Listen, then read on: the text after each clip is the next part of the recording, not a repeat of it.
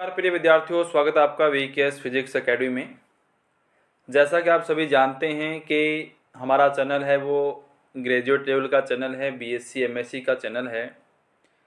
लेकिन इस चैनल पे आज से हम एक नई शुरुआत कर रहे हैं। जो विद्यार्थी नीट और जेईई की तैयारी करते हैं उनके लिए जो क्वेश्चंस हैं, जो टॉपिक्स हैं, उनको हम क्लियर करेंगे।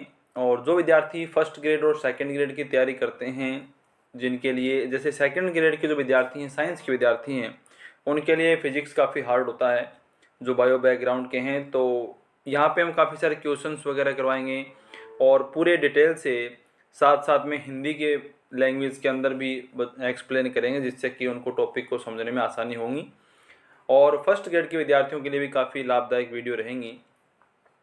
तो वीडियो को ज़्यादा से ज़्यादा शेयर करें, चैनल सब्सक्राइब करें और आगे से आगे पहुँचाएँ, जिससे कि अधिक से अधिक विद्यार्थी हमसे जुड़ें और हमें एक मोटिवेशन मिले ताकि हम और बेहतर प्रयास आपके लिए कर सकें। चलिए शुरू करते हैं। इलेक्ट्रोस्टैटिक और इलेक्ट्रोडायनेमिक्स दो ब्रांच होती हैं 12th फिजिक्स में मोस्टली, जिसके बारे में हम पढ़ते हैं फर्स्ट फिजिक्स में। इलेक्ट्रोस्टैटिक के अंदर क्या होता है, बेसिक यहाँ पे चार्ज के बारे में चलती हैं बातें। जो चार्ज है एक प्रॉपर्टी है एक मैटर की। चार्ज हमेशा एक मास पे ही प्रेजेंट होगा और अगर वो चार्ज रेस्ट पर है, अगर वो चार्ज मूविंग नहीं है, अगर वो चार्ज स्टैटिक है, तो उसे इलेक्ट्रोस्टैटिक ब्रांच में पढ़ा जाता है। और अगर वो चार्ज मूविंग हो, वो चार्ज मोशन में हो, तो उसे इलेक्ट्रोडायनेमिक ब्रांच में पढ़ा जाता है। और अगर हम सिर्फ मैग्नेटिक फील्ड के बारे में, उसके मैग्नेटिक बिहेवियर के बारे में पढ़ना चाहते हैं, तो उसके लिए हम इलेक्ट्रोमैग्नेटिज्म ब्रांच का नाम दे देते हैं।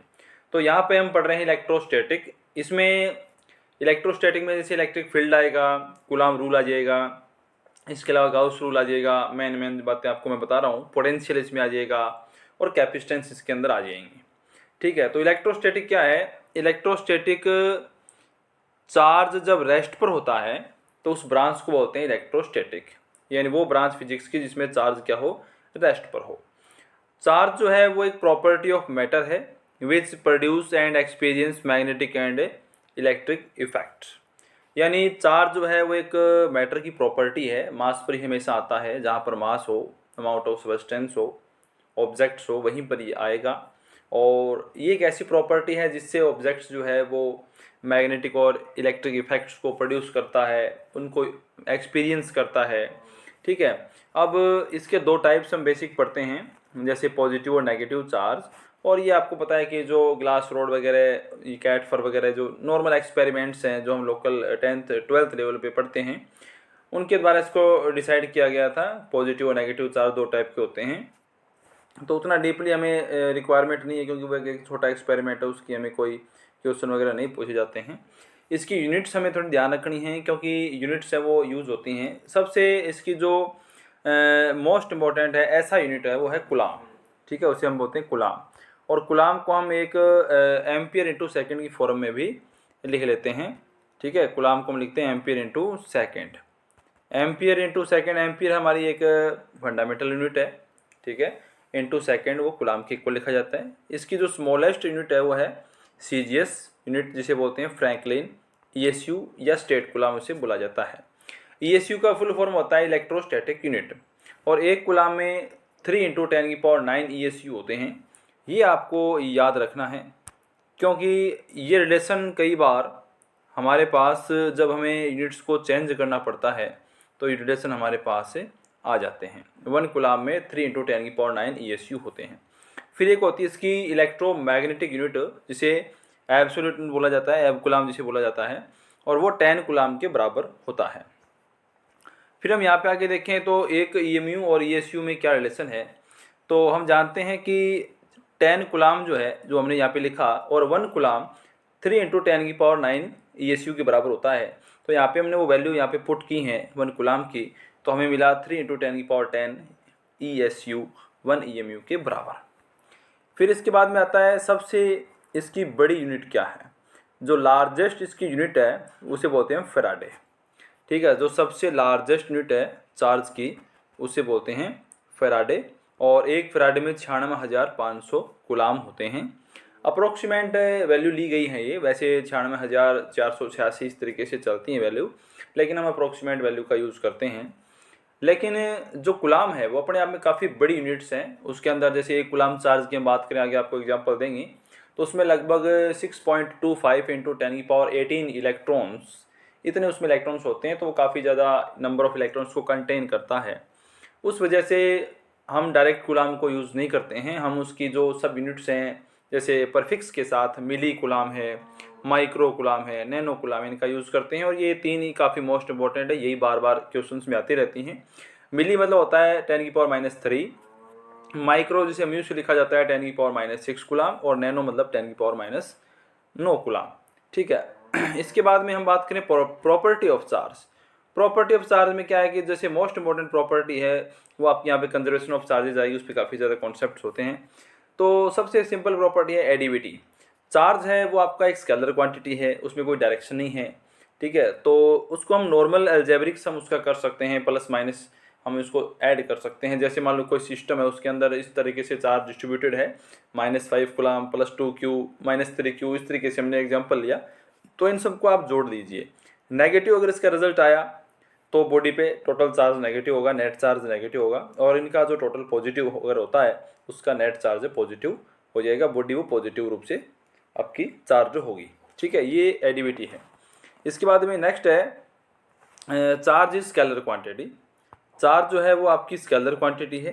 ठीक है, यानी उसकी कोई डायरेक्शन नहीं है। Charge is not possible without मास।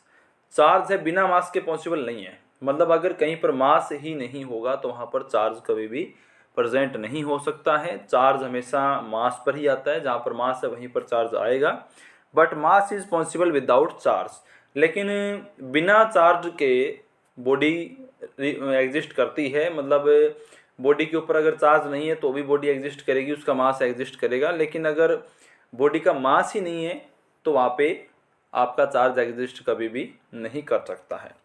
फिर एक conservation of charge. Conservation of charge के अंदर क्या होता है कि जो टोटल चार्ज है एक सिस्टम का वो हमेशा कंजर्व रहेगा। जैसे आपने रूल पढ़े होंगे, जैसे एनर्जी कंजर्वेशन आपने पढ़ा, मोमेंटम कंजर्वेशन आपने पढ़ा, आपने यहाँ पे जैसे चार्ज कंजर्वेशन आया, मास कंजर्वेशन आया, काफ़ी सारे कंजर्वेशन रूल्स हमारे आसपास आते रहते हैं। वो ऑलमोस्ट हमेशा ही एक सिस्टम के लिए ही आपके कंजर्व होते हैं, कभी भी सिंगल बॉडी में सिंगल ऑब्जेक्ट में कंजर्वेशन नहीं होता है। जैसे यहाँ पे आपको यही ध्यान रखना है कि जो चार्ज है आपका वो यहाँ पे सिस्टम का कंजर्वेशन बताएगा आपको। ठीक है, जैसे यहाँ पे charge is always conserve of A system. System का चार्ज कंजर्व होगा। चार्ज को हम प्रोड्यूस नहीं कर सकते हैं, चार्ज को हम डिस्ट्रॉय नहीं कर सकते हैं, बस चार्ज है वो वहीं होता है और वो एक बॉडी से सेकंड बॉडी में ट्रांसफ़र हो जाता है। आपको बताएंगे आगे कि चार्ज बेसिक किस तरीके से ट्रांसफ़र हो रहा है, कैसे हम बात कर रहे हैं चार्ज ट्रांसफ़र होने की। तो यहाँ पे आप एक नॉर्मल एग्जांपल देख सकते हैं जो कि एक न्यूक्लियर रिएक्शंस का एग्जांपल लिया गया है, जिसके अंदर यहाँ पे एक रिएक्शंस दिखाई गई हैं 92 यूरेनियम 238। तो यहाँ पे हम देखें तो जो यहाँ पे 92 लिखा गया है ये मोस्टली इलेक्ट्रॉन्स और प्रोटॉन्स नंबर होते हैं, और ऊपर जो लिखा जाता है 238, जैसे आपने एटॉमिक स्ट्रक्चर वो न्यूक्लियस की एक सिंबल पढ़ा होगा ZXA, जो ऊपर लिखा होता है वो आपका होता है मास, एटॉमिक मास, और यहाँ पे 92 ये होते हैं आपके इलेक्ट्रॉन्स और प्रोटॉन्स नंबर, जिसे हम एटॉमिक नंबर भी बोलते हैं। और 238 में से अगर हम 92 को माइनस करेंगे तो हमें मिलेगा न्यूट्रॉन्स के नंबर, जिस पे कोई चार्ज नहीं होता, सिर्फ उसका मास होता है। ठीक है, तो यहाँ से एक अल्फा पार्टिकल से इसमें से निकलता है, रिड्यूस होता है, ये रेडियो एक्टिव है। तो यहाँ पे पीछे जो अपना पार्टिकल बचेगा वो हो जाएगा 90 थोरियम। 90 पे थोरियम आता है 234। तो आप यहाँ पे इन दोनों का कंबाइंड आपको देखना पड़ेगा कंजर्वेशन के अंदर। आगे कितने भी आपके पार्ट्स बन रहे हों वहाँ पे कंजर्वेशन अगर आपको देखना है तो आप ये टोटल सभी का मिला के देखेंगे तो 90 + 2 यहाँ पे अभी भी 92 है और इधर पहले भी 92 था। इस तरीके से कंजर्वेशन है। यानी आप सिर्फ 2 हीलियम 4 सिर्फ आप 2 हीलियम 4 के लिए ये नहीं बोलेंगे कि इसमें कंजर्वेशन नहीं है, क्योंकि सिंगल ऑब्जेक्ट में या पार्टिकल्स में कंजर्वेशन नहीं होता है, पूरे सिस्टम का होता है। अगर कोई रिएक्शंस है तो रिएक्शन से आफ्टर और रिएक्शंस के बिफोर इस तरीके से कंजर्वेशन होगा। और अगर कहीं कुछ और ऑब्जेक्ट्स की बात हो रही है तो उसमें जैसे रबिंग है, फ्रिक्शन है, उस तरीके से वहाँ पे कंजर्वेशन रूल्स चलेंगे। नेक्स्ट है इन मैकेनिकल रिएक्शंस। जैसे कोई मैकेनिकल रिएक्शंस जैसे हम पढ़ते हैं कि हम रब करवा रहे हैं, ठीक है, इस तरीके से। तो यहाँ पे जैसे एक हमारे पास रोड है, ग्लास रोड का एग्जांपल दिया गया। अब आपको पता है कि जब भी हम कोई रबिंग या फ्रिक्शन नहीं करवाएंगे स्टार्टिंग में तो हर ऑब्जेक्ट के अंदर क्या होता है कि एटम तो हर ऑब्जेक्ट में होते हैं और वो हमेशा न्यूट्रल होता है, यानी जितने उसमें नंबर ऑफ प्रोटॉन्स होते हैं उतने नंबर ऑफ इलेक्ट्रॉन्स से होते हैं। ठीक है, तो वो हर ऑब्जेक्ट में इक्वल होते हैं, इलेक्ट्रॉन और प्रोटॉन हर ऑब्जेक्ट में इक्वल होते हैं जब तक उसके साथ कोई फ्रिक्शन या रबिंग न करवाएं। तो अब इसमें ये एक हमने सिलेक्ट क्लॉथ लिया है, जैसा कि बेंजामिन फ्रैंकलिन ने प्रोटॉन और वो इलेक्ट्रॉन और अपना प्रोटॉन जो है दो चार्ज पॉजिटिव नेगेटिव डिफाइन किए थे उसके हिसाब से। तो सिलेक्ट क्लॉथ है, इसमें फॉर एग्जांपल मैंने मान लिया कि 20 इलेक्ट्रॉन 20 प्रोटॉन है, ये भी न्यूट्रल है, और स्टार्टिंग में जो रोड है ग्लास रोड है उस पर 10 इलेक्ट्रॉन और 10 प्रोटॉन है। ठीक है, ये दोनों न्यूट्रल है। बिफोर रबिंग करने से पहले इस पर टोटल हम चार्ज देखेंगे, तो सिर्फ हम एक ऑब्जेक्ट का नहीं देखना है, ये पूरा दोनों एक सिस्टम में आते हैं। तो इसका टोटल चार्ज जैसे यहाँ पे मैंने लिखा 30 इलेक्ट्रॉन है, मतलब सिर्फ इलेक्ट्रॉन की बात कर लेता हूँ मैं क्योंकि इलेक्ट्रॉन ही ट्रांसफर होते हैं। 30 इलेक्ट्रॉन है और मैंने फिर इसमें करा दिया रबिंग कराया आपस में। तो रबिंग करवाने से क्या होगा कि रबिंग जब हम करवाएंगे तो दोनों में हीट जनरेट होगी, और इसके अंदर जो एटम्स होते हैं, एटम जो होते हैं, एटम के अंदर आपको पता है कि सेंटर में न्यूक्लियस होता है और आउटर सरफेस में होते हैं आपके इलेक्ट्रॉन्स। ठीक है, तो इलेक्ट्रॉन्स को अगर एनर्जी मिलती है तो एनर्जी को गेन करके इलेक्ट्रॉन जो है वो न्यूक्लियस का जो बॉन्ड है उसको ब्रेक करके बाहर आ जाते हैं, और वो किसी दूसरे एटम के द्वारा उनको एक्सेप्ट कर लिया जाता है जो उसके साथ में उसके कॉन्टैक्ट में है। जैसे एक्सेप्टर और डोनर कई टाइप्स के जो एग्जांपल्स हमारे पास होते हैं, जैसे आप पीरियोडिक टेबल में पढ़ते हो, कुछ एटम्स की प्रॉपर्टी होती है एक्सेप्टर की जो इलेक्ट्रॉन्स को एक्सेप्ट करने की प्रॉपर्टी रखते हैं। ऐसे मटेरियल होते हैं, ऐसे एटम्स होते हैं, ऐसे अपने एलिमेंट्स होते हैं, और कुछ ऐसे होते हैं जो डोनेट करने की प्रॉपर्टी रखते हैं। तो वो मटेरियल पे डिपेंड करता है कि किस में से इलेक्ट्रॉन निकल रहे हैं, किस में इलेक्ट्रॉन जाएंगे, वो मटेरियल पे डिपेंड करता है। ठीक है, तो यहाँ पे ग्लास रोड के अंदर जो इलेक्ट्रॉन्स है वो लूजली बाउंडेड हैं, मतलब कंपेयर टू सिल्क क्लॉथ में मान लो टाइटली बाउंड है इलेक्ट्रॉन, तो वो उतनी एनर्जी से वो निकलते नहीं है। लेकिन ग्लास रोड के अंदर क्या है कि उतनी एनर्जी ग्लास रोड को मिलती है, तो उसमें से इलेक्ट्रॉन बाहर निकल जाते हैं और वो ग्लास रोड में सिल्क क्लॉथ में इंटर कर जाते हैं, जैसा कि यहाँ पे दिखाया गया। ठीक है, अब जैसे फॉर एग्जांपल हमने बोला कि यहाँ पे 2 इलेक्ट्रॉन इसमें से चले गए, वो 2 इलेक्ट्रॉन इस सिल्क क्लॉथ में इंटर कर गए, यहाँ पे इंटर कर गए। अब यहाँ पे इंटर कर गए तो यहाँ पे आप देखिए, यहाँ पे हो गए मान लो 22, क्योंकि पहले 20 थे, अब 2 और आ गए, और पीछे यहाँ पे कितने रह गए, यहाँ पे रह गए 8। तो आप टोटल इलेक्ट्रॉन देखेंगे तो अभी आपको दोनों का कंबाइंड ही देखना है, पूरे सिस्टम का कंजर्वेशन देखा जाता है। 22 + 8 अभी कितने हैं, 30 इलेक्ट्रॉन अभी भी हैं, 30 इलेक्ट्रॉन पहले भी थे। इस तरीके से एक ऑब्जेक्ट में इलेक्ट्रॉन कम हुए, दूसरे ऑब्जेक्ट में इलेक्ट्रॉन बढ़े, इंक्रीज हुए, लेकिन टोटल इलेक्ट्रॉन उतने ही है, टोटल चार्ज उतना ही है। इस तरीके से कंजर्वेशन रूल्स जो है वो चलता है। नेक्स्ट हम बात करें क्वांटिनाइजेशन। अब इसमें अगर मैं आपको थोड़ा सा और रिवाइज करने की कोशिश करूं और बताऊं आपको, तो आप इसमें ये देखेंगे, वैसे आगे आपको दोबारा बता देंगे कि जब ये इलेक्ट्रॉन इधर से उधर जा रहे हैं तो इलेक्ट्रॉन के पास उसका चार्ज होता है जो 1.6 × 10⁻⁻19 कूलाम का होता है, और इलेक्ट्रॉन का मास होता है जो कि 9.1 × 10⁻31 kg का होता है, जो काफ़ी कम है। चार्ज भी काफ़ी कम है, 19 में है, माइनस में है, और मास भी काफ़ी कम है, नेगेटिव के अंदर इसका मास है -31 है। तो इसको जो हम अपॉन में ले जाके डिवाइड करेंगे तो पॉइंटों में बहुत स्मॉल वैल्यू हमें मिलेंगी, लेकिन कुछ भी हो मास तो हमारे पास प्रेजेंट है। तो जब एक इलेक्ट्रॉन किसी एक ऑब्जेक्ट से निकल के दूसरे ऑब्जेक्ट में जाता है तो अपना मास भी साथ में लेके जाता है। ठीक है, तो अपना मास भी ट्रांसफ़र करेगा, अपना चार्ज भी ट्रांसफ़र करेगा। तो इलेक्ट्रॉन जिसके अंदर इंटर करेगा, जैसे यहाँ से इलेक्ट्रॉन इसमें इंटर करा है सिल्क क्लॉथ में, तो ये सिल्क क्लॉथ है वो अब नेगेटिव हो जाएगा, क्योंकि उसमें नेगेटिव नंबर इलेक्ट्रॉन्स की नंबर बढ़ जाएंगी, और उसका मास भी इंक्रीज होगा, मास भी बढ़ेगा, द्रव्यमान भी बढ़ेगा। क्योंकि यहाँ पे जितने 2 इलेक्ट्रॉन आए तो उन्होंने अपना जितना उनका द्रव्यमान था 2 इलेक्ट्रॉनों का उतना इंक्रीज हुआ, उतना द्रव्यमान बढ़ा, मास बढ़ा। ठीक है, नेक्स्ट है क्वांटिनाइजेशन ऑफ चार्ज। ये काफ़ी इंपॉर्टेंट है, काफ़ी जगह यूज इसका होगा। क्वांटिनाइजेशन के अंदर ये बताया गया है, देखो क्वांटिनाइजेशन का मतलब ये होता है कि किसी भी क्वांटिटी की एक मिनिमम वैल्यू आप कह सकते हैं, जिससे और कम पॉसिबल नहीं है। जैसे हम एग्जांपल दें, आपको एक रफ एग्जांपल दें, तो जैसे मान लो कि एक मिठाई की दुकान है, ठीक है, एक मिठाई की शॉप है, उसके पास में मिठाई लेने जाते हैं अपने, मान लो, तो उसने एक क्वांटिनाइजेशन बना रखा है कि मैं मिठाई जो है वो जैसे 1 kg की पैकिंग दूंगा, 1 kg, फिर 2 kg, फिर 3 kg, इस तरीके से मैं पैकिंग दूंगा मिठाई की। यानी मान लो हमें 1.5 kg मिठाई लेनी है तो वो दुकान वाला हमें ये बोलता है कि हमें 1.5 kg नहीं मिल सकता, हमारे पास वैल्यू सिर्फ 1 kg, 2 kg, 3 kg integer form में है। ठीक है, इतना ही पॉसिबल है, इससे कम ज़्यादा हम नहीं कर सकते हैं। तो आपको 1 kg, 2 kg, 3 kg इनमें से कुछ ऑप्शन चूज़ करना पड़ेगा। इसी तरीके से जो ट्रांसफ़र होने वाला चार्ज होता है ऑब्जेक्ट्स पर, वो जो हमारा इलेक्ट्रॉन्स है ना, इलेक्ट्रॉन का चार्ज जितना अभी आपको बताया था, उस इलेक्ट्रॉन का इंटीजर होता है। मतलब 1 इलेक्ट्रॉन, 2 इलेक्ट्रॉन, 3 इलेक्ट्रॉन, 4 इलेक्ट्रॉन, इस तरीके से ट्रांसफ़र होंगे। कभी भी आधा इलेक्ट्रॉन है, इलेक्ट्रॉन का 1/3 पार्ट है, 2/3 पार्ट है, इस तरीके से कभी इलेक्ट्रॉन ट्रांसफ़र नहीं होते हैं। इसी को बोलते हैं क्वांटिनाइजेशन, यानी कि एक मिनिमम वैल्यू, ट्रांसफ़र होने वाली चार्ज की मिनिमम वैल्यू को हम क्वांटिनाइजेशन बोलते हैं, जिसको और ज़्यादा हम डिवाइड नहीं कर सकते हैं, और वो इलेक्ट्रॉन के चार्ज के इक्वल माना जाता है। तो मिनिमम या डिस्क्रीट, जैसे Q इक्वल हम लिखते हैं इसमें plus minus NE। Plus minus का मतलब ये है कि अगर हम ऑब्जेक्ट्स के ऊपर, मतलब मान लो जिस ऑब्जेक्ट से इलेक्ट्रॉन निकले हैं तो वहाँ तो चार्ज पॉजिटिव रहेगा पीछे, क्योंकि इलेक्ट्रॉन निकल गए तो उसमें एक्सेस जो है वो ज़्यादा पॉजिटिव का रह गया, प्रोटॉन ज़्यादा है उसमें, जो इलेक्ट्रॉन वहाँ से कम हुए हैं, तो उस पर चार्ज नेगेटिव पॉजिटिव होगा।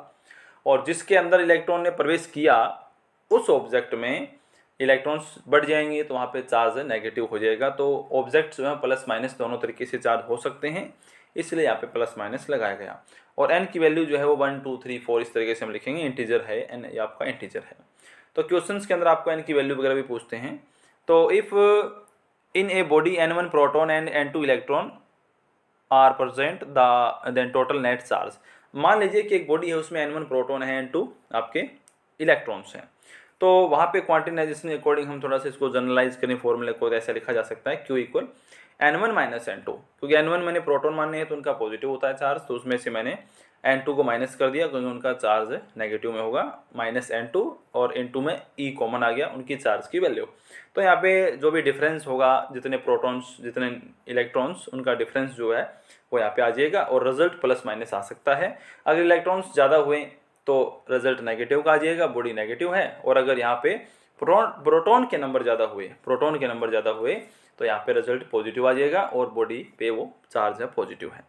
फिर ये एक बेसिक क्वेश्चन है जो 10th लेवल पे आता है कि how many electrons in 1 coulomb charge, एक कूलम चार्ज में कितने इलेक्ट्रॉन्स हैं। तो यहाँ पे क्वांटिनाइजेशन में लगाएं Q इक्वल N, और यहाँ पे हमें n की वैल्यू फाइंड करनी हो, जैसे कि मैंने आपको पहले बताया था। तो 6.25 इंटू 10⁻18 इलेक्ट्रॉन्स होते हैं 1 कूलम चार्ज में।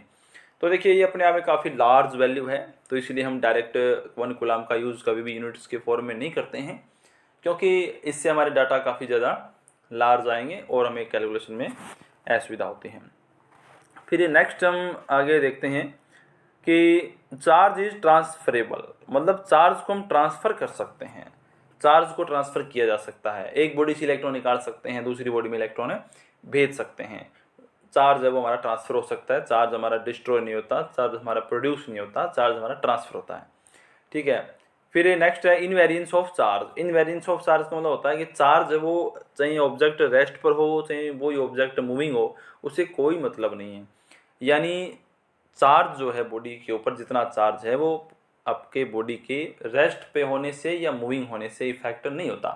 चार्ज जो है वो कॉन्टैक्ट्स में या किसी रबिंग या फ्रिक्शन से ही उस पर चेंज होगा, इसके अलावा चार्ज वो चेंज नहीं होगा। बॉडी मूविंग हो तो भी चार्ज वो इतना ही रहेगा जितना उस पर दिया गया था, और अगर उस बॉडी को मूविंग कर दिया जाए, रेस्ट हो चाहे मूविंग हो, चार्ज पे इफेक्ट नहीं पड़ता है।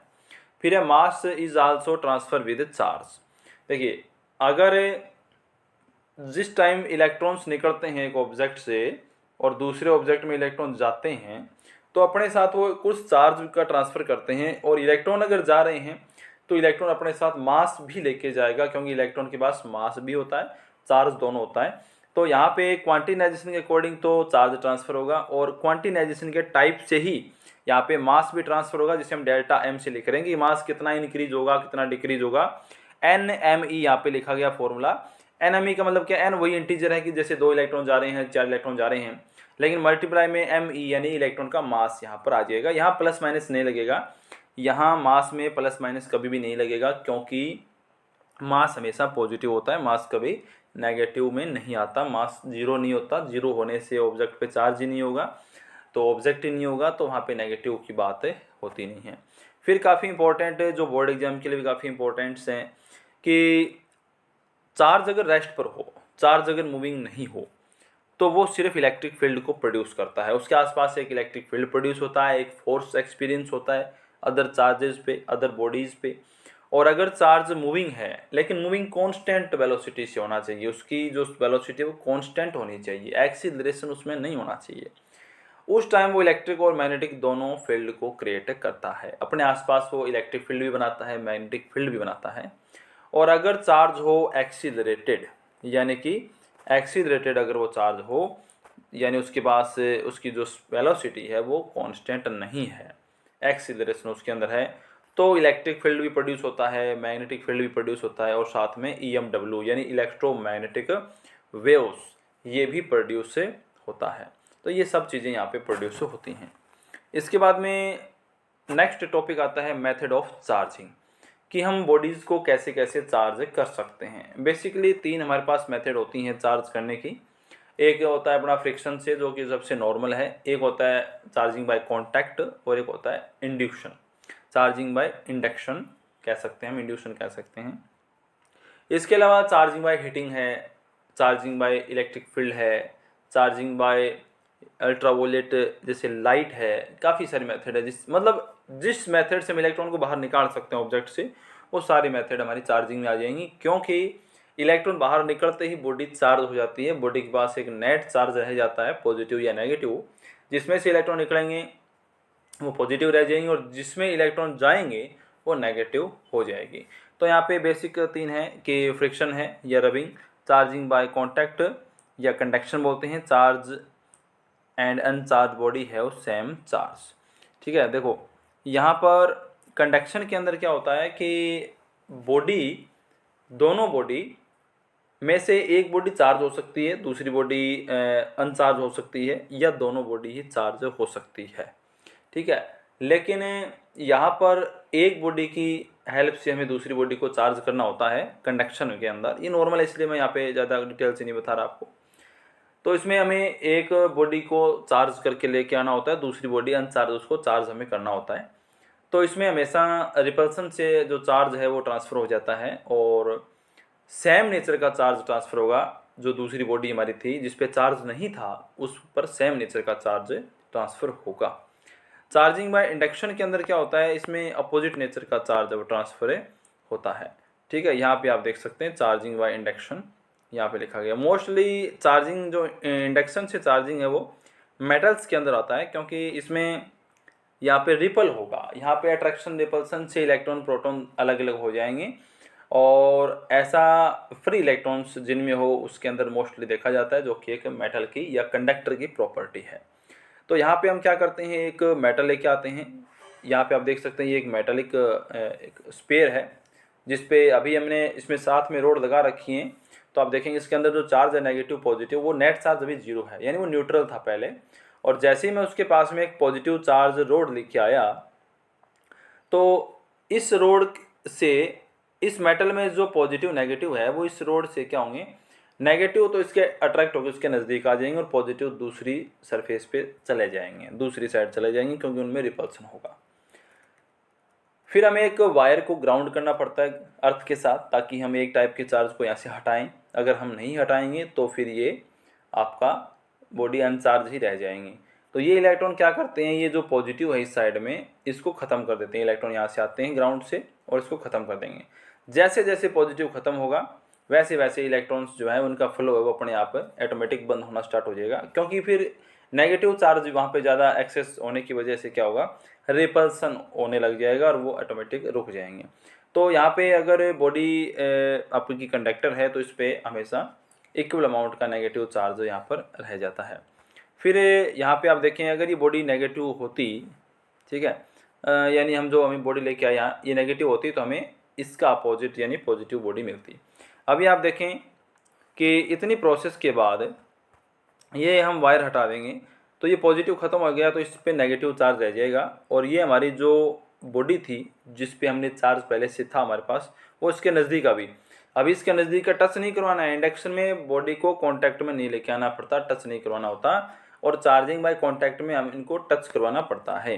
ठीक है, तो यहाँ पे अभी इसके पास में रहेगा। फिर ये बॉडी जैसे मैं रिमूव कर दूंगा, अलग हटा दूंगा ना, तो ये जो नेगेटिव चार्ज है वो अपने रिपल्सन से ही पूरे इस पेयर में ऑटोमेटिक फैल जाएगा। ठीक है, इस तरीके से ये बॉडी भी चार्ज हो जाती है। तो आप यहाँ पे देखेंगे कि सबसे पहले हमारे पास एक अनचार्ज बॉडी थी, और अगर मैं पॉजिटिव रोड लेके आया तो लास्ट में मेरे को नेगेटिव रोड मिली। ठीक है, नेगेटिव रोड मिली, चार्ज रोड मिली मेरे को नेगेटिव। और अगर मैं लेके आता नेगेटिव तो मेरे को यहाँ पे मिलते पॉजिटिव, क्योंकि फिर मेरा इलेक्ट्रॉन जो ग्राउंड में जाते और मेरे पास एक पॉजिटिव बॉडी रहती। फिर ये एक ट्रिक है यहाँ पे कि जैसे मान लो अगर मीडियम की हम बात करें, अपसाइला आर की हम बात करें, अपसाइला आर के अकॉर्डिंग जैसे हमारा जो भी मटेरियल हो जिसको हमें इंड्यूशन करना है, तो उस पर जो चार्ज आएगा, अगर वो मेटल है तो वो हमेशा इक्वल आता है।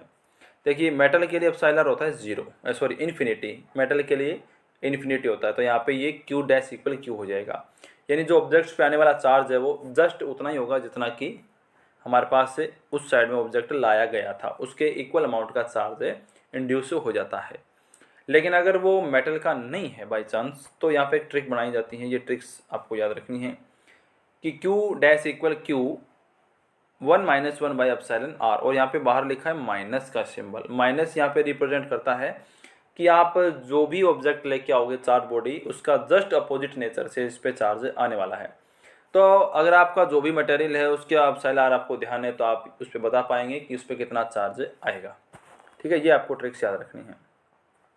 तो यहाँ पे क्यू डैश आपको बता दिया। क्यू डैश क्या है? क्यू डैश यहाँ पे सेकंड बॉडी का चार्ज है। नेगेटिव सिंबल ये शो करता है कि वहाँ पे आपकी जो चार्ज की नेचर है वो क्या है। In induction body always charge with opposite nature, यानी इंडक्शन के अंदर क्या होता है, इंड्यूशन में क्या होता है कि बॉडी अपोजिट चार्ज से हमेशा ही चार्ज होती है।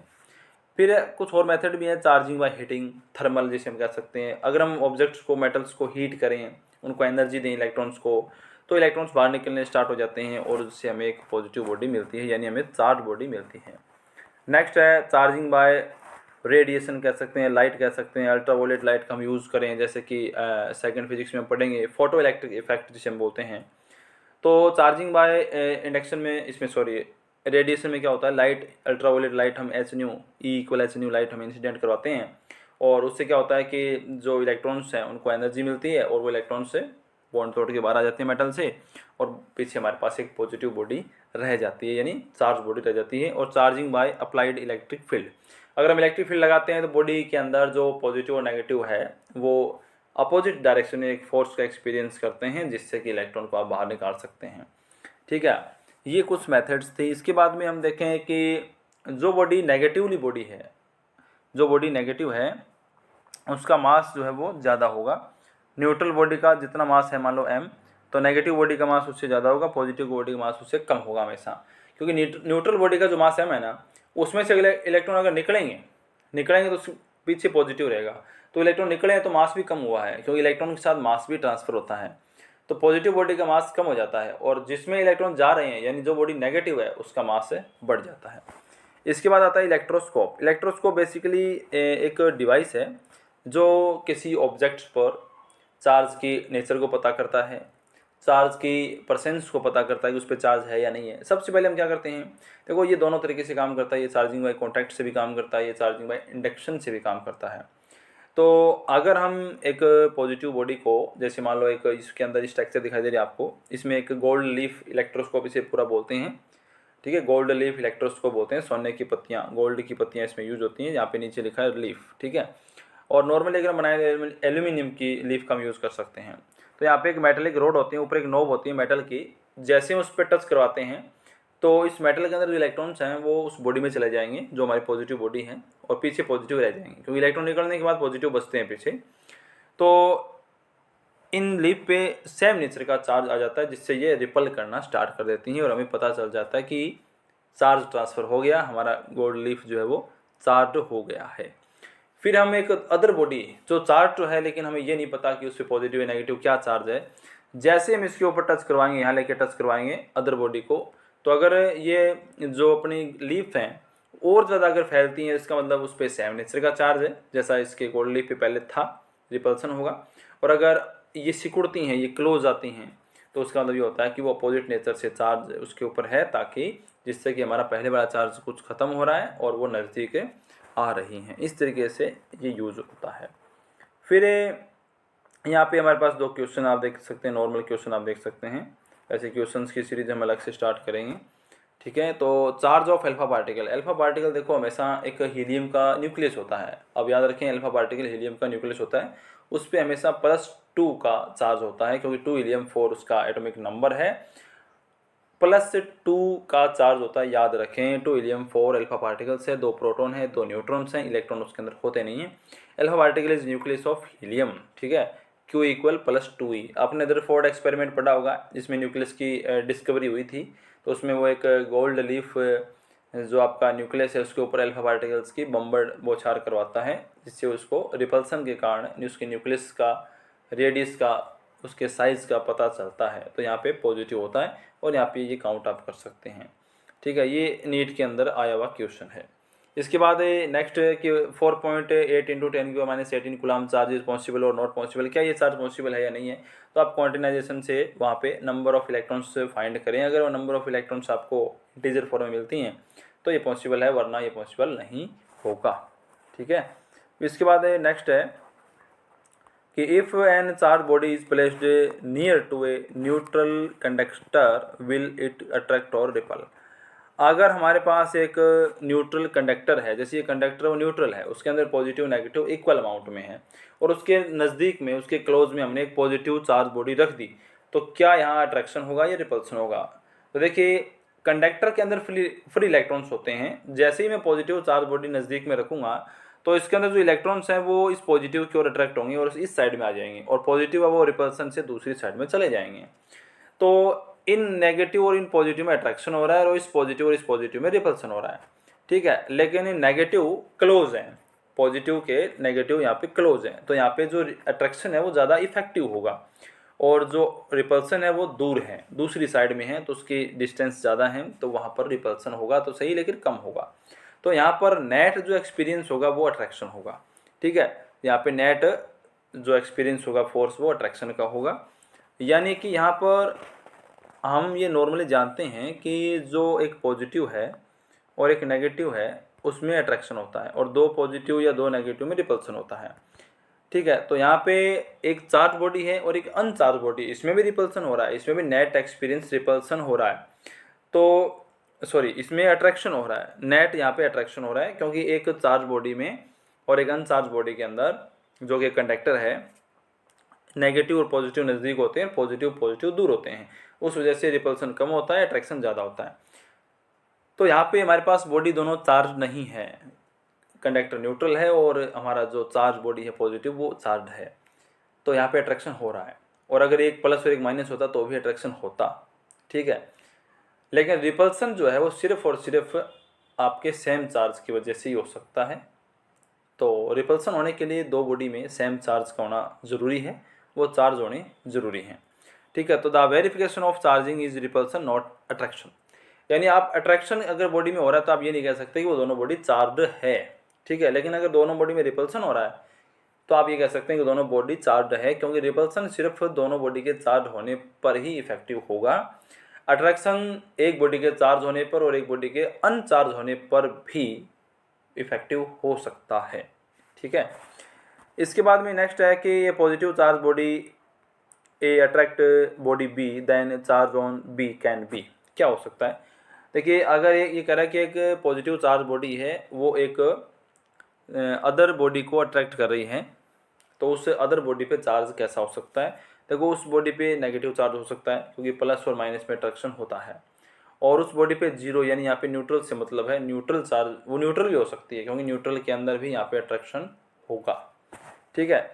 नेक्स्ट हम बात करें, ये हमारे पास कुछ क्वेश्चंस हैं। A glass rod is rubbed with A silk cloth. The glass rod acquire a charge of 19.2 × 10⁻19 coulomb. Find the number of electrons lost by glass rod. Find the negative charge acquired by silk if their transfer of mass from glass to silk, ठीक है, is there, sorry, how much. ये कह रहा है कि एक glass rod को silk cloth से रब किया गया और ग्लास रोड ने इलेक्ट्रॉन्स को, ग्लास रोड ने इतना चार्ज एक्वायर किया, ग्लास रोड पे इतना चार्ज आया, तो ग्लास रोड पे आप देख सकते हैं क्वेश्चन में ये दिया है पॉजिटिव चार्ज आया है, तो इसमें से इलेक्ट्रॉन निकले होंगे, क्योंकि इलेक्ट्रॉन निकलते हैं तभी पीछे पॉजिटिव रहता है। तो वो नंबर ऑफ इलेक्ट्रॉन हम कैसे फाइंड करेंगे, Q इक्वल एन से, क्वांटिनाइजेशन से। वहाँ से आप n को अलग कर दो और जितना चार्ज दिया गया उसमें डिवाइड कर दो इलेक्ट्रॉन के चार्ज का, आपको मिल जाएंगे कि 12 इलेक्ट्रॉन यहाँ पे ट्रांसफर हुए हैं। Find the negative charge acquired by select, तो इतना ही चार्ज नेगेटिव के अंदर, क्योंकि जितने इलेक्ट्रॉन एक साइड से निकलते हैं उतने इलेक्ट्रॉन दूसरे में इंटर करते हैं। तो इलेक्ट्रॉन जब इंटर करेंगे तब वहाँ पे चार्ज नेगेटिव हो जाएगा और जिसमें से निकले थे वहाँ पे पॉजिटिव हो जाएगा। तो ग्लास रोड में यहाँ पे आपके इलेक्ट्रॉन्स जो हैं वो निकल रहे हैं और सिलेक्ट क्लॉथ में जा रहे हैं। तो सिलेक्ट क्लॉथ के पास उतना ही नेगेटिव चार्ज हो गया और ग्लास रोड में उतना ही पॉजिटिव चार्ज हो गया। फिर ये कह रहा है is there transfer of mass, क्या यहाँ पे ट्रांसफर मास का ट्रांसफर होगा? बिल्कुल होगा। कितना होगा? Delta M equal N M, आपको बताया था कि जितना एक इलेक्ट्रॉन का मास है उसको मल्टीप्लाई करवा दो, जितने नंबर ऑफ इलेक्ट्रॉन्स ट्रांसफर हो रहे हैं तो आपको यहाँ पे टोटल मास से मिल जाता है। अब हम देखेंगे कुलाम लॉ। कुलाम लॉ जिसे इन्वर्स स्क्वायर लॉ भी बोलते हैं। तो कुलाम जो साइंटिस्ट थे उन्होंने देखा कि जब दो ऑब्जेक्ट्स चार्ज होते हैं, उनके पास चार्ज जब होता है तो वे आपस में एक फोर्स का एक्सपीरियंस करते हैं, आपस में फोर्स एक्सपीरियंस करते हैं। वो अट्रैक्शन हो सकता है, रिपल्सन हो सकता है, ये प्रैक्टिकली देखा गया। तो उन्होंने कैलकुलेट करके ये बताया एक्सपेरिमेंट के द्वारा कि ये जो फोर्स एक्सपीरियंस होता है ये कितना होता है, ये कैसे डिपेंड करता है, किन पे इफेक्ट करता है, कैसे ये बनेगा। तो यहाँ पे उन्होंने कॉन्सेप्ट दिया पॉइंट चार्जेस का, क्योंकि कुलाम लॉ पॉइंट चार्ज के लिए ही अप्लाई होता है। ठीक है, पॉइंट चार्ज का मतलब ये होता है कि जिन दो ऑब्जेक्ट्स की आप बात कर रहे हो, जिन पर चार्ज है, उनकी जो डायमेंशन है, उनका जो साइज़ है, वो उन दोनों के बिटवीन जितनी डिस्टेंस आप निकाल रहे हो, जितनी डिस्टेंस पे आप फोर्स वगैरह फाइंड करना चाहते हो, उस डिस्टेंस के कंपैरिजन में उनका साइज़ बहुत ही स्मॉल होना चाहिए। तब आप उनको एक पॉइंट चार्ज मानते हो, तब आप उनको एक पॉइंट चार्ज की तरह ट्रीट करते हो। ठीक है, ये इसका कॉन्सेप्ट रहता है। फिर यहाँ पे कुलाम ने बताया कि जो आपका जैसे दो चार्ज हैं Q1 Q2, उनके ऊपर चार्ज है, दो बॉडी हैं और एयर में रखें r डिस्टेंस पर, तो ये दोनों आपस में एक दूसरे पे फोर्स एक्सपीरियंस करेंगे। जितना चार्ज Q1 Q2 पे, जितना चार्ज Q1 Q2 चार्ज पे फोर्स लगाएगा, उतना ही चार्ज Q2 Q1 पे फोर्स लगाएगा। हमेशा इक्वल फोर्स एक दूसरे पे एक्सपीरियंस ये करते हैं, जैसा कि ग्रेविटेशनल फोर्स में मास आपस में करते हैं। वो अट्रैक्शन का होता है, यहाँ पे रिपल्सन अट्रैक्शन दोनों हो सकता है, क्योंकि अगर दोनों चार्ज नेगेटिव या दोनों चार्ज पॉजिटिव हुए तो फोर्स रिपल्सन का होगा, और अगर एक प्लस और एक माइनस हुआ तो फोर्स अट्रैक्शन का होगा। तो यहाँ पे कुछ सिंबल भी हम दे देते हैं, F21 F12, ये आपको आगे वेक्टर्स फॉर्म में बताएंगे कि इसको कैसे लिखा जाता है। तो कुलाम ने बताया कि यहाँ पे देखो अभी हम मैग्नीट्यूड फॉर्म पढ़ रहे हैं कुलाम लॉ के, जिसमें हम डायरेक्शन की बात नहीं करेंगे। तो गुलाम ने बताया कि जो फोर्स है, दोनों पे लगने वाला फोर्स हमेशा इक्वल होता है, वो दोनों चार्जेस के मैग्नीट्यूड के मल्टीप्लाई के डायरेक्टली प्रोपोर्शनल होता है। ठीक है, दोनों चार्ज के मैग्नीट्यूड के, मैं माइनस का यूज़ नहीं कर रहा हूँ यहाँ पे, क्योंकि माइनस यहाँ पे वेक्टर फॉर्म के अंदर डायरेक्शन शो करने लग जाती है। फिर दोनों चार्ज के मैग्नीट्यूड के मल्टीप्लिकेशन के डायरेक्टली प्रोपोर्शनल, और दोनों चार्जेस के बिटवीन की जो डिस्टेंस है उसके स्क्वायर के इन्वर्सली प्रोपोर्शनल होता है। और यहाँ पे F directly proportional Q1 Q2 हो जाएगा, मैंने अलग अलग इसको लिखा, और F इन्वर्सली प्रोपोर्शनल 1/r²। ये लिखा गया फॉर्मूला वैक्यूम या एयर के लिए। देखो वैक्यूम जिस पे कोई मीडियम नहीं होता उसे वैक्यूम बोलते हैं, और यहाँ पे एयर भी मैं बोल रहा हूँ क्योंकि यहाँ पे आगे आपको बताएंगे डाइलेक्ट्रिक कांस्टेंट वगैरह वैक्यूम और एयर का ऑलमोस्ट इक्वल होता है, इसलिए इनको बोला जाता है बराबर। वैक्यूम और एयर के लिए फॉर्मूला ये बनेगा F equal K Q1 Q2/r²। अब K जो है वो आपका कूलाम कांस्टेंट कहलाता है, या इसे इलेक्ट्रोस्टैटिक कांस्टेंट भी बोलते हैं, जो यूनिट के ऊपर डिपेंड करता है। यानी अगर आपकी CGS है, MKS यूनिट्स हैं, तो यूनिट्स के अकॉर्डिंग ये वैल्यूज़ की चेंज हो जाती हैं। ठीक है, Q1 Q2/K की वैल्यू होती है 4πε0 1/4πε0 और इंटू में r²। ये इसका फॉर्मूला यहाँ पे बन गया। अब यहाँ पे K है वो कूलाम कांस्टेंट है, इलेक्ट्रोस्टैटिक कांस्टेंट बोलते हैं, और इसकी वैल्यू आपको याद रखनी काफ़ी ज़्यादा इंपॉर्टेंट है। K होता है 1/4πε0 के इक्वल, और इसकी वैल्यू होती है 9 × 10⁹ newton metre square by coulomb square. ये ऐसा ही इसकी यूनिट है, और यहाँ से इसकी डायमेंशन भी आपको 11th क्लास के अकॉर्डिंग देखें तो नीट जेई में डायरेक्शन इसकी वो डायमेंशन वो आती है। ठीक है, तो यहाँ पे अगर आप K को अलग करेंगे तो यहाँ से आपको यूनिट्स वगैरह मिल जाएंगी, Fr²/Q1 Q2 हो जाएगा, जहाँ से यूनिट मिलेंगी। फिर अगर मैं CGS की बात करूँ तो CGS में देखो इसको कन्वर्ट करते हैं, इसकी वैल्यू आती है 1। ठीक है, इस तरीके से इसकी वैल्यू चेंज होगी। कन्वर्ट हम कैसे करेंगे, न्यूटन को हम कन्वर्ट करेंगे, न्यूटन होता है डाइन में, जिसमें डाइन होता है 1 तो 10⁵ होता है। मीटर स्क्वायर यहाँ पे है तो 1 मीटर में 10⁻², सेंटीमीटर होते हैं तो 10 मीटर स्क्वायर तो यहाँ पे 4 हो जाएगा। और कुलाम का आपको मैंने स्टार्टिंग बताया था, स्टेट कुलाम होता है सीजीएस, जो कि 1 कुलाम में 3 × 10⁹ होते हैं। तो यहाँ पे वैल्यू रखने के बाद ये 1 आएगा, बाकी कट जाएंगे। फिर जो एप्सिलॉन नॉट इसे बोलते हैं, एप्सिलॉन नॉट जो यहाँ पे नीचे लिखा गया एप्सिलॉन नॉट, इस तरीके से जो सिंबल है एप्सिलॉन नॉट इसे बोला जाता है। इसे बोलते हैं परमिटिविटी ऑफ वैक्यूम। ठीक है, वैक्यूम इस परमिटिविटी मतलब ये है कि दो फोर्सेज में, दो चार्जेज में जो उनके बीच का मीडियम है वो कितना फोर्स उनमें अलाउ करता है, कितना फोर्स लगा सकते हैं वो अलाउ करता है इस चीज़ को, उसे उसकी परमिटिविटी बोला जाता है। अगर हम मीडियम कुछ और रखेंगे वहाँ पे एयर या वैक्यूम के अलावा, जैसे दो चार्जेस को पानी में डुबो दें, किसी लिक्विड में डुबो दें हम, तो वहाँ पे जो आपका मीडियम होता है, जैसे पानी आ गया, लिक्विड आ गया, ग्लिसरीन कुछ भी, ऑयल आ गया, उसका एक डाइलेक्ट्रिक कांस्टेंट होता है, उसके अकॉर्डिंग फोर्स कम ज़्यादा हो जाता है, नेट फोर्स। तो एप्सिलॉन नॉट की वैल्यू होती है 8.85 × 10⁻12 coulomb square by newton metre square. ये वैल्यू आप याद रखें, और उसकी यूनिट काफ़ी ज़्यादा इंपॉर्टेंट है, डायमेंशन काफ़ी ज़्यादा इंपॉर्टेंट है। नीट जेईई में डायमेंशन काफ़ी बार इसकी आती हैं, बोर्ड एग्जाम के लिए भी बहुत इंपॉर्टेंट है। ठीक है, मीडियम के अंदर बात करें तो मीडियम में फोर्स कैसे होगा, अभी मैंने आपको बताया कि जो भी आप मीडियम फिल करेंगे उसका एक डाइलेक्ट्रिक कांस्टेंट होता है, जिसे एप्सिलॉन आर से लिखा जाता है, जिसे हम रिलेटिव परमिटिविटी ऑफ मीडियम भी बोलते हैं। तो यहाँ पे मैंने इसको लिख दिया एप्सिलॉन एम। ठीक है, मीडियम में लिखा मैंने FM Q1 Q2/4 epsilon M R square. Epsilon M जो है वो एप्सिलॉन नॉट एप्सिलॉन आर के इक्वल होता है। ठीक है, तो आप इसको ऐसे भी लिख सकते हो, यानी मेरा फॉर्मूला मैंने ये लिखा है, देखो इसमें कोई ज़्यादा डिफरेंस नहीं है, मैंने सिर्फ एप्सिलॉन आर अपॉन में मल्टीप्लाई में लगाया है, क्योंकि ये मीडियम जब आप कोई दूसरा चेंज करोगे एयर के अलावा, वैक्यूम के अलावा, तो ये उस मीडियम की प्रॉपर्टी के अकॉर्डिंग यहाँ पे लग जाएगा, जितनी उसकी वैल्यू वो यहाँ पे लग जाती हैं। अब हम बात इसी की करेंगे कि ये डाइलेक्ट्रिक कांस्टेंट है क्या। ठीक है, देखो डाइलेक्ट्रिक कांस्टेंट या रिलेटिव परमिटिव क्या होता है कि जितना फोर्स आपका लग रहा है वैक्यूम में और जितना फोर्स आपका अभी लग रहा है मीडियम में, उनका रेशियो जो है वो डिफाइन करता है इसकी डाइलेक्ट्रिक कांस्टेंट को। ठीक है, कांस्टेंट हम इसलिए बोल रहे हैं क्योंकि जैसे यहाँ पे आप देखेंगे तो न्यूटन बाय न्यूटन इसकी यूनिट आएंगी, वो कटेंगी, कोई यूनिट इसकी बनेगी नहीं, यूनिट नहीं बनेगी तो कोई डायमेंशन नहीं बनेगी। तो ये यूनिटलेस और डायमेंशनलेस क्वांटिटी है, लेकिन किसी एक पर्टिकुलर मीडियम के लिए इसकी वैल्यू कांस्टेंट होती है, इसलिए इसको हम डाइलेक्ट्रिक कांस्टेंट बोल रहे हैं। और साथ में कांस्टेंट इस तरीके से बोला जाता है कि इसकी कोई यूनिट नहीं है, इसकी कोई डायमेंशन नहीं है, ये वेरिएबल नहीं है। ठीक है, और ये टेम्परेचर पे भी डिपेंड करता है।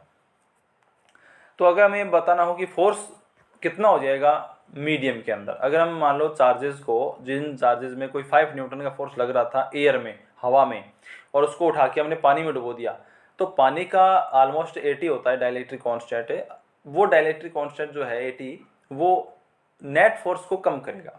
अब वो कितना कम कर पाता है वो उसकी वैल्यू एप्सिलॉन आर पे डिपेंड करता है। तो मीडियम में फोर्स हमेशा हमें कम मिलेगा। नेट फोर्स की हम बात कर रहे हैं, F/एप्सिलॉन आर। ठीक है, नेट फोर्स की यहाँ पे बात हो रही है। देखो epsilon R is depend on temperature, temperature पे भी डिपेंड करता है। टेम्परेचर अगर हम इंक्रीज करेंगे तो एप्सिलॉन आर की वैल्यू डिक्रीज होती है, एंड वाइस वर्सा, यानी कि अगर हम टेम्परेचर को डिक्रीज करेंगे तो उसकी वैल्यू इंक्रीज हो जाएंगी। आपको याद रखना है मेटल या कंडक्टर के लिए काफ़ी ज़्यादा इंपॉर्टेंट है। मेटल या कंडक्टर के लिए एप्सिलॉन आर की वैल्यू इन्फिनिटी होती है, बाकी आपको गिवन होती है, क्वेश्चन में दी जाती है। मेटल के लिए एप्सिलॉन आर की वैल्यू आपको याद रखनी होती है, ये आपको दी नहीं जाएंगी, इसी पे क्वेश्चन बनेंगे। जैसे ऐसे बोल देंगे एक कॉपर प्लेट रख रहे हैं, एक एल्यूमिनियम प्लेट रख रहे हैं, इस तरीके से कोई मेटल प्लेट वहाँ पे बोल दी जाएंगी, आपको उसका एप्सिलॉन आर याद रखना है। तो जो फोर्स है ना, फोर्स सबसे ज़्यादा, जो नेट फोर्स है सबसे ज़्यादा लगता है, वो लगता है वैक्यूम में। ठीक है, दो चार्जेस में जो नेट फोर्स है वो वैक्यूम में सबसे ज़्यादा होता है। कोई भी मीडियम हम फिल करेंगे तो वो कम हो जाएगा, डिक्रीज होगा, और अगर हम वहाँ पे मीडियम मेटल रख देंगे, कंडक्टर रख देंगे, तो फोर्स दोनों चार्जेस में लगने वाला नेट फोर्स है वो 0 हो जाएगा, कोई फोर्स एक्सपीरियंस नहीं होगा। लेकिन लगाएंगे वो उतना ही। देखो दोनों चार्ज एक दूसरे पे इक्वल अमाउंट का जो फोर्स लगा रहे हैं, वो सिर्फ डिपेंड करता है दोनों चार्जेस की वैल्यू और उनके बिटवीन की डिस्टेंस पर। ठीक है, अगर वो चेंज नहीं है तो दोनों चार्ज एक दूसरे पे हमेशा बराबर फोर्स लगाते रहेंगे, चाहे इनको कहीं भी रख दो। लेकिन जो एक्सपीरियंस होने वाला फोर्स है, जिसे हम नेट फोर्स बोलते हैं, वो कम ज़्यादा होता है। ठीक है, दोनों फोर्स एक दूसरे पे आपस में, दोनों चार्ज एक दूसरे पे आपस में बराबर फोर्स लगाते हैं, उनमें कोई चेंज नहीं होता है। लेकिन जो नेट फोर्स है, जो हमें एक्सपीरियंस होता है, वो कम ज़्यादा हो जाता है। ठीक है, वैक्यूम में ज़्यादा होता है, डाइलेक्ट्रिक कांस्टेंट की वजह से मीडियम में कम हो जाता है, और अगर हम मेटल रख देते हैं तो वो 0 हो जाता है। The force due to charge 1 on charge 2 is not effects in presence of medium, यानी चार्ज Q1 से और Q2 पे जितना फोर्स लग रहा है वो मीडियम के होने से इफेक्ट नहीं होता है, but net force between charges is affected. जो नेट फोर्स है वो इफेक्ट होता है, वो कम ज़्यादा हो सकता है, ज़्यादा तो मतलब वैक्यूम में और कम मीडियम में हो सकता है। कोई मीडियम भर देंगे तो coulomb law is two body interaction.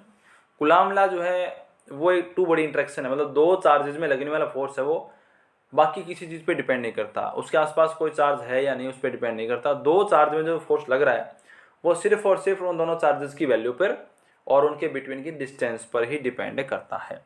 Means force between two charges is not affected in presence of absence of other charge near them. उनके आसपास किसी भी चार्ज के होने या नहीं होने से उस पर कोई इफेक्ट नहीं पड़ेगा। ठीक है, जैसे मान लो ये चार्ज है यहाँ पर, एक चार्ज यहाँ पर है Q1 और एक है Q2, इनमें जो फोर्स लगेगा ना वो डिपेंड करेगा इन दोनों की वैल्यू क्या है और उनमें डिस्टेंस कितनी है, बस। इसके अलावा इसके साइड में कोई चार्ज है या नहीं उससे कोई लेना देना उसको नहीं होता है। इसी का यूज़ करके हम आगे सुपरपोजिशन प्रिंसिपल पढ़ेंगे। तो आज हम इस वीडियो में इतना ही पढ़ेंगे, काफ़ी ज़्यादा लेंथी वीडियो हो गई है। इसके सेकंड पार्ट में आगे की बातें करेंगे, क्वेश्चंस भी करेंगे, ठीक है, क्योंकि बेसिकली नॉर्मल जो क्वेश्चन है नीट जेईई में या फर्स्ट ग्रेड में आने वाले वो चलते हैं अपने कूलाम्ब लॉ, इलेक्ट्रिक फील्ड, इनके ऊपर।